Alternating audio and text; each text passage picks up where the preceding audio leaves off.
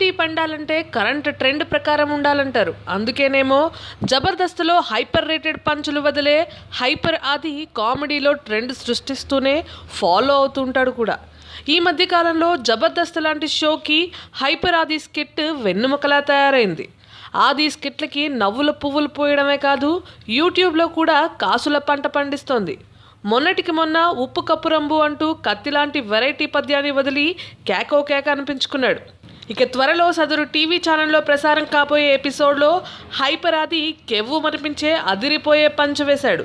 మొన్నటి వరకు తమిళ రాజకీయాల్లో మారుమోగిన పేరు శశికళ. అమ్మ తర్వాత చిన్నమ్మగా పీఠం ఎక్కాలని విశ్వ ప్రయత్నాలు చేసింది. తీరా పాత కేసు ఒక దానిలో చిక్కుకొని జైలు పాలైంది. ఈ విషయాలన్నీ అందరికీ తెలిసినవే అనుకోండి.